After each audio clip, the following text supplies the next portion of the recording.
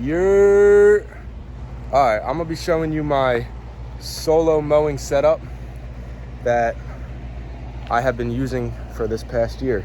And this is my second year in the business, so keep that in mind. I'm gonna show you what I've been using. So let's flip it around to the truck first. So this is the truck I use. This is a XL F-150, 2015. It's got about 180,000 miles on it. And obviously I put the stickers on because that's marketing. And you need to do that if you want to grow. So this truck has been good. Really no issues with it. I got it at an auction for only $5 grand. So I consider this a huge win. Yeah, so this is a beast. All right, so some things I keep in the truck on at all times. We got the weed sprayer. This thing I use if I have to kill some damn weeds on the sidewalk, on the road. You know, mulch beds I maintain, so that's always a must-have.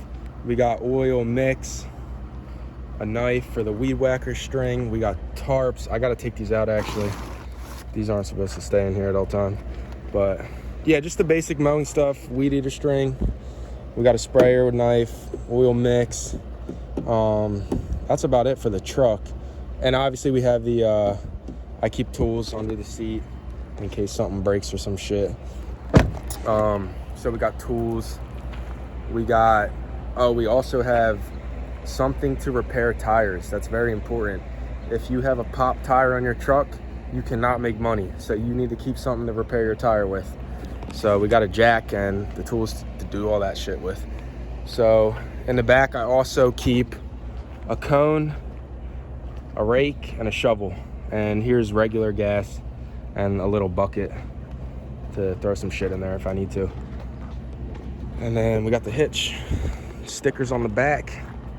It's important if you want to grow your business. You got to get stickers on your truck, and you got to mark your trailer too, because that's what people see on the road every day. And when they keep seeing your shit rolling around town, they're gonna call you, believe me. So now we're gonna get into the garage. I have 2 bays I'm working with here, and I don't even pay rent on these. So I use these because I cut this guy's lawn for free. So he's giving me these 2 bays behind his house, and yeah, it's a fantastic deal. So always look for opportunities like that. If you can make deals with someone, it helps you in the long run. All right, so this is not mine. This is a forklift in here that is just here. I don't know. And then we got a freezer, store drinks and shit, ice, table. We got a jump box. So yeah, that's just some stuff right when you walk in. And then let's get to the trailer that I use for this current season. So this is just a 14-foot trailer. This is dual axle too, which is important because if a tire goes down, you have 2 to work with. If you're rocking a single axle trailer, then if you pop a tire, you're gonna be in some serious trouble. So yeah, this is the trailer. We have a weed whacker rack, but I don't use that yet because I need to figure out a good method to secure them. This came with the trailer, so I haven't done anything with that yet. And then obviously we got the sign on the back. I don't see enough people do this, but sign on the back, very important for your trailer, because when you're stopped at a light or some shit, the cars behind you, they see this shit. So you want to have that on there. And then on the trailer, this is for tomorrow's day. So each day I usually run different mowers depending on the yards and the scheduling. And on the front of the trailer, we have the Hustler Surfer Pro. This is the 34-inch one, and this is pretty much your go-to machine for tiny backyards. I use this a lot. Not my main mower, obviously, but this always stays on the trailer because there's a lot of residential backyards where you can't get the bigger mowers in, and this comes in handy because you don't have to push mow, which is fucking, everyone hates that shit. But we do keep the push mower just in case something happens. This stays on here too. This, I actually still use this a few times on some yards because like little tiny areas this can't even get into. But and some people like it bagged. I keep the bagger on the push mower. I don't even think the Surfer Pro comes with the bagger. I don't know. I tried to find one for it, but I'll probably have to make my own at some point, because a lot of people in the backyard with pools and shit, they like their shit bagged so the feet aren't dragging the clippings into the pool. So here is one of my main mowers. This is the Hustler's. This is a Hustler 52 VX. This thing's a beast. It's got the Kawasaki engine. It cuts grass. It cuts grass.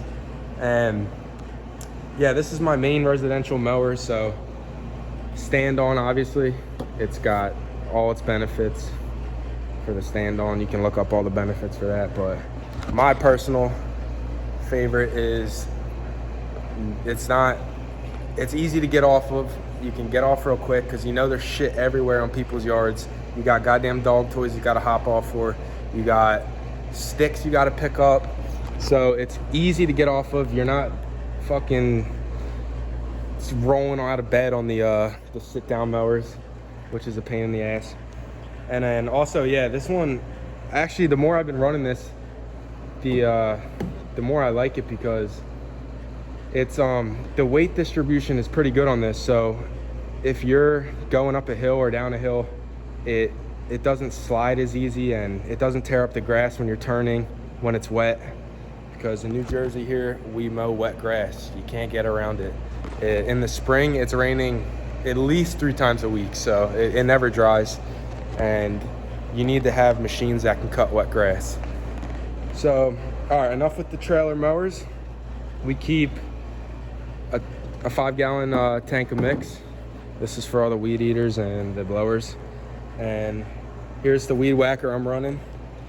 It is a Stihl FS131R. So I have 3 of these. Yeah, this is my favorite weed eater I've ever owned. I've owned a few other ones, but this is on my 2nd year, so I'm still experimenting with equipment. But I found this one to be the best. It's heavy duty. It starts up, it fires up right away. It's just a beast. And then we keep a cone. Important to have a cone if you're parked on a road or some dangerous ass spot. You want to keep a cone so you're not liable for any bullshit if someone hits your shit. And the blower we use is the Stihl BR800X. So I have this one, and then I have 2 over there. And it's always good to keep backup equipment in case some shit breaks when you're on the job, or you can come back and get a new piece of equipment. But yeah, I always try to keep at least 2 of each. So 2 weed whacker, 2 blower, and that'll just help you if you ever break down and you can't get to a dealership or some shit. But yeah, that's the blower I use. It's I think this is one of the most expensive ones you can get, but it gets the job done. It's a beast. One of my favorite blowers. So this is my first ever 0 turn. I don't use this anymore, but this is what got me started. This baby's retired, so we're not gonna even talk about that thing.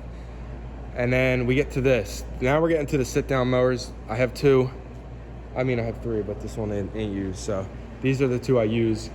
This Dixie chopper is a 60-inch cut, and my first year in the business, which was last year, I used this pretty much the whole year because I didn't have any of those or the big boy over there. So it was this and the push mower, and this thing was an animal.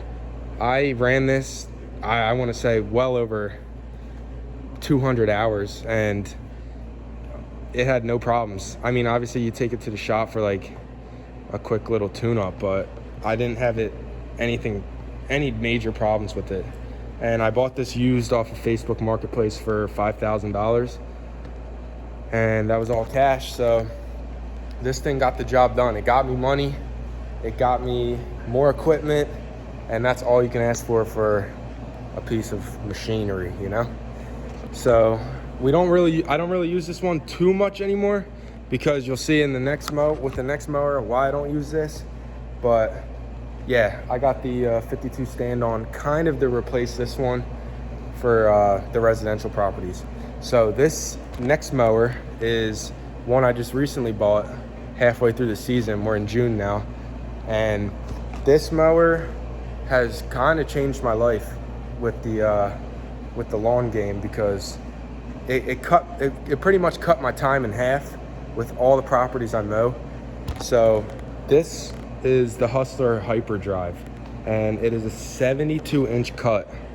So it cuts a lot of damn grass. If you have very large properties, you need to get a 72-inch cut, because it'll change your life.